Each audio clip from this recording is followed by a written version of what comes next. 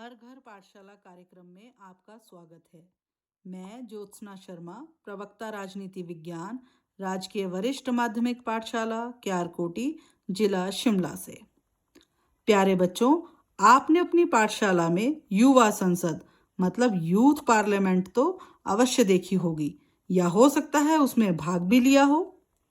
संसद की कार्यवाही के दौरान पक्ष और विपक्ष के ठीक बीचों बीच एक ऊंची सी कुर्सी पर अध्यक्ष विराजमान होते हैं जो समस्त कार्यवाही की अध्यक्षता करते हैं।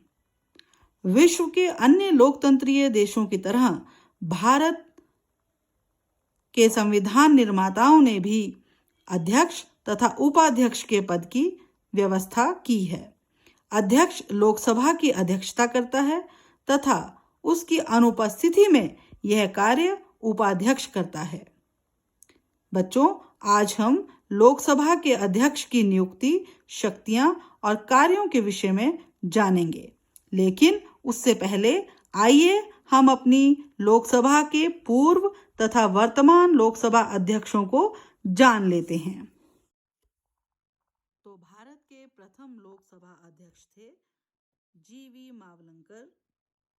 उसके पश्चात M.A. अयंगर जो कि 2 बार लोकसभा अध्यक्ष रहे, सरदार हुकम सिंह, नीलम संजीवा रेड्डी, गुरदयाल सिंह ढिल्लों, बलीराम भगत, दोबारा फिर से Neelam Sanjiva Reddy, K.S. Hegde, Balram Jakhar, Ravi Roy, Shivraj Patil, P.A. Sangma, G.M.C. बाल योगी, मनोहर जोशी, सोमनाथ चटर्जी, मीरा कुमार, सुमित्रा महाजन और अभी वर्तमान में ओम बिरला 18 जून 2019 से लोकसभा के अध्यक्ष हैं।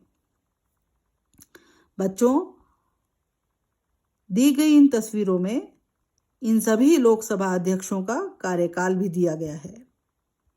आप इन सब के कार्यकाल को अपनी कॉपी में नोट कीजिए। ध्यान दीजिए, श्रीमती मीरा कुमार भारत की प्रथम महिला लोकसभा अध्यक्ष थी और 16वीं लोकसभा की अध्यक्ष श्रीमती सुमित्रा महाजन थी। लोकसभा के अध्यक्ष का चुनाव। बच्चों, आम चुनावों के बाद लोकसभा अपने प्रथम अधिवेशन में ही किसी एक सदस्य को अध्यक्ष तो किसी दूसरे को उपाध्यक्ष के पद के लिए चुन लेती है। वैसे व्यवहार में शासक दल का नेता, जिसे हम प्रधानमंत्री कहते हैं, वह विपक्षी दल के नेताओं से विचार विमर्श करके अध्यक्ष का चुनाव सर्वसम्मति से करवाने की कोशिश करता है। लेकिन यदि यह कोशिश सफल ना हो सके तो प्रायः शासक दल का प्रत्याशी ही चुनाव में इस पद के लिए सफल रहता है। कार्यकाल। अध्यक्ष को लोकसभा के कार्यकाल तक के लिए मतलब 5 वर्षों के लिए निर्वाचित किया जाता है। लोकसभा के भंग होने के साथ ही अध्यक्ष अपने पद का इस त्याग नहीं करता है। वह नई लोकसभा का प्रथम अधिवेशन होने तक अपने पद पर बने रहता है। परंतु हो सकता है कि कार्यकाल समाप्त होने से पहले ही किन्हीं कारणों से वह पदच्युत किया जा सके। जैसे यदि अध्यक्ष लोकसभा का सदस्य ही ना रहे तो उसको अपना पद त्यागना पड़ेगा। अध्यक्ष स्वेच्छा से त्यागपत्र भी दे सकता है। सदन के कुल सदस्यों के बहुमत के प्रस्ताव द्वारा भी अध्यक्ष को अपदस्थ किया जा सकता है, परंतु ऐसा प्रस्ताव करने से पहले अध्यक्ष को 14 दिन पहले अग्रिम सूचना देना आवश्यक है। जब लोकसभा में अध्यक्ष के विरुद्ध प्रस्ताव प्रस्तुत हो रहा हो तो अध्यक्ष उस बैठक की अध्यक्षता नहीं करता, अपितु उसके स्थान पर उपाध्यक्ष करता है। परंतु अध्यक्ष को वाद विवाद में भाग लेने और मत देने का पूर्ण अधिकार होता है। वेतन तथा भत्ते। हमारे संविधान में अध्यक्ष का वेतन आदि निश्चित करने का अधिकार संसद को दिया गया है। वर्तमान समय में लोकसभा के अध्यक्ष को 1,25,000 रुपये मासिक वेतन दिया जाता है। उसका यह वेतन भारत की संचित निधि से दिया जाता है।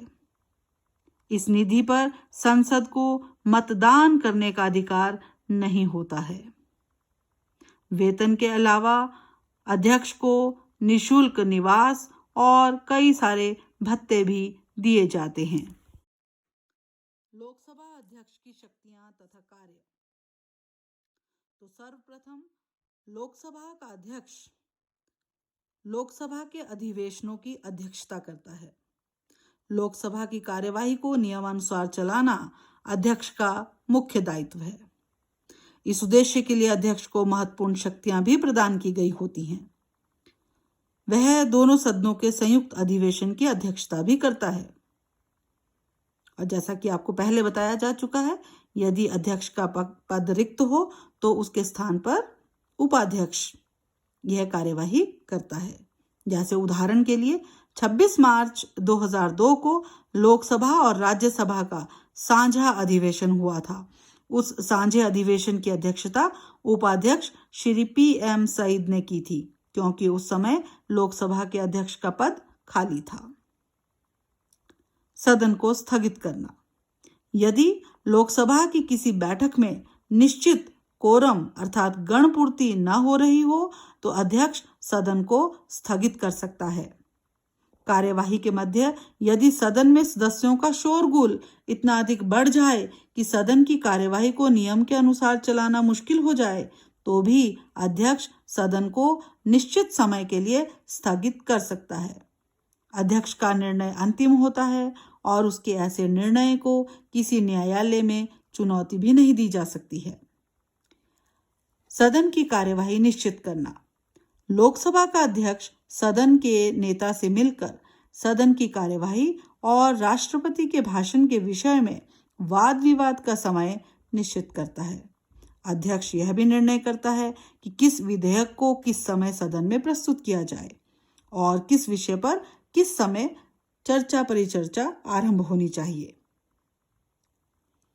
सदन की कार्यवाही का मुख्य संचालक अध्यक्ष ही होता है। वह सदस्यों को प्रश्न पूछने की आज्ञा देता है और जो प्रश्न नियम के अनुसार नहीं होते उन्हें रद्द कर सकता है। अध्यक्ष स्थगन प्रस्ताव को प्रस्तुत करने की आज्ञा भी देता है और उस पर होने वाले वाद विवाद का समय भी निश्चित करता है। अध्यक्ष ही सदन के सदस्यों को भाषण देने की आज्ञा देते हैं और भाषण देने वाले व्यक्तियों के क्रम को भी नियत करते हैं। अध्यक्ष ही बजट पर होने वाले वाद विवाद का समय निश्चित करते हैं तथा निर्धारित कार्य को निश्चित समय में समाप्त कराने के लिए भी उचित कार्यवाही करते हैं। मान लीजिए कोई सदस्य हिंदी या अंग्रेजी में भाषण देने की योग्य ना हो तो स्पीकर ही उसको अपनी प्रादेशिक भाषा में भाषण देने की आज्ञा दे सकता है। सदन की दर्शक गैलरी में दर्शकों को बैठने की आज्ञा भी अध्यक्ष ही देता है और यदि चाहे तो वह उनको वहां से हटा भी सकता है। सदन के कुछ निश्चित विधि नियम हैं जिसके अनुसार अध्यक्ष सदन की कार्यवाही चलाता है। अध्यक्ष ही विधि नियमों की व्याख्या करता है और उसकी व्याख्या अंतिम होती है। उसके किसी भी निर्णय को जो इससे संबंधित हो न्यायालय में चुनौती नहीं दी जा सकती है। सदन में अनुशासन बनाए रखने का दायित्व भी अध्यक्ष पर ही होता है। इस उद्देश्य के लिए भी अध्यक्ष को बहुत सारी शक्तियां दी गई होती हैं। मान लीजिए कोई सदस्य ऐसे शब्दों का प्रयोग करता है जो अध्यक्ष के विचार में असंसदीय मतलब अनपार्लियामेंट्री हो तो उन शब्दों को रिकॉर्ड में से निकालने का आदेश भी अध्यक्ष ही दे सकता है। उस सदस्य को अपने शब्द वापस लेने के लिए भी अध्यक्ष कह सकता है। यदि कोई सदस्य सदन के नियमों का उल्लंघन करने से ना रुके तो अध्यक्ष उसको सदन से बाहर जाने का आदेश भी दे सकता है। यदि फिर भी सदस्य उस आदेश का पालन न करे तो अध्यक्ष उसे मार्शल की सहायता से बलपूर्वक सदन से बाहर भी निकलवा सकता है। किसी विधेयक के विषय में यह निर्णय करना कि वह विधेयक वित्त विधेयक है या साधारण विधेयक, यह अधिकार भी अध्यक्ष का ही होता है। इस संबंध में अध्यक्ष का निर्णय अंतिम होता है। अध्यक्ष जिस विधेयक को वित्त विधेयक प्रमाणित कर दे, वह केवल लोकसभा में ही प्रस्तुत किया जा सकता है। इसके अलावा प्रत्येक वित्त विधेयक लोकसभा में पारित होने के बाद अध्यक्ष द्वारा प्रमाणित किया जाता है कि यह वित्त विधेयक है।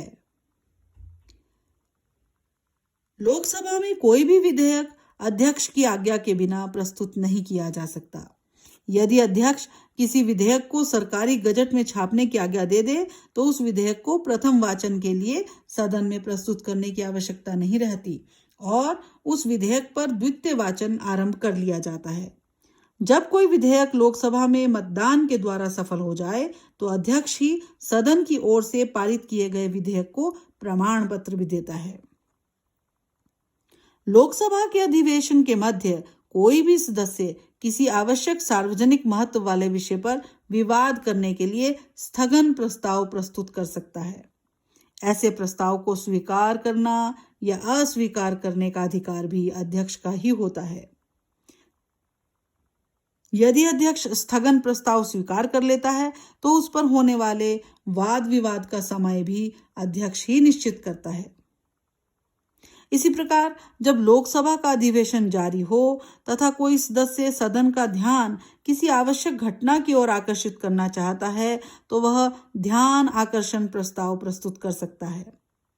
मंत्रिमंडल के विरुद्ध अविश्वास का प्रस्ताव, नो कॉन्फिडेंस मोशन, या किसी मंत्री के खिलाफ निंदा प्रस्ताव भी सदन में प्रस्तुत कर सकता है। यदि ऐसे प्रस्ताव सदन के नियम के अनुसार न हो, तो अध्यक्ष उनको प्रस्तुत करने से मना भी कर सकता है। सदन में वाद विवाद होने के बाद अध्यक्ष भिन्न भिन्न विषयों पर मतदान करवाता है और उनके परिणामों को घोषित करता है। अध्यक्ष के पद की पवित्रता को बनाए रखने के लिए अध्यक्ष सदन के वाद विवाद में भाग नहीं लेता है, ना ही मतदान के समय किसी विधेयक पर अपने वोट का प्रयोग करता है। परंतु यदि सदन के दोनों पक्षों के मत बराबर हो जाएं, तो अध्यक्ष को कास्टिंग वोट अर्थात निर्णायक मत देने का अधिकार है। लोकसभा के किसी सदस्य द्वारा दिए गए त्यागपत्र को स्वीकार करना या ना करना, यह निर्णय भी लोकसभा का अध्यक्ष ही करता है। दल परिवर्तन के प्रति नियमों का निर्माण करना भी सदन में लोकसभा के अध्यक्ष का ही कार्य है। लोकसभा और राज्यसभा की संयुक्त बैठक का नेतृत्व करना भी लोकसभा अध्यक्ष का ही काम है। लोकसभा अध्यक्ष राष्ट्रपति और लोकसभा में योजक यानी कोऑर्डिनेशन का काम भी करता है। दल बदल के नियमों को लागू करना और दल बदली करने वाले सदस्यों को लोकसभा की सदस्यता से वंचित करना भी लोकसभा अध्यक्ष का ही काम है। तो प्यारे बच्चों, लोकसभा अध्यक्ष के कार्यों को देखते हुए आप यह समझ गए हैं कि लोकसभा के अध्यक्ष का पद बहुत ही गरिमापूर्ण, बहुत ही महत्वपूर्ण और बहुत ही सम्मान वाला होता है। पंडित नेहरू ने तो कहा है कि अध्यक्ष सदन का प्रतिनिधित्व करता है। वह सदन और उसकी स्वतंत्रता का प्रतिनिधि है, क्योंकि सदन देश की प्रतिष्ठा और प्रतिभा का प्रतिनिधि है, इसलिए वह देश की स्वतंत्रता का भी प्रतीक है। इसलिए यह उचित है कि उसका पद सम्मानित और स्वतंत्र हो और उस पद को बड़े प्रभावशाली और प्रतिभाशाली और निष्पक्ष व्यक्ति सुशोभित करते रहें। तो इस प्रकार हम कह सकते हैं कि किसी पद का महत्व पद से संबंधित शक्तियों और परंपराओं पर इतना निर्भर नहीं होता है, जितना उस पद पर आसीन व्यक्ति के गुणों पर निर्भर होता है। अतः लोकसभा के अध्यक्ष का पद उच्च विचारों और उच्च चरित्र वाले व्यक्तियों द्वारा ही सुशोभित होते रहना चाहिए। Thank you.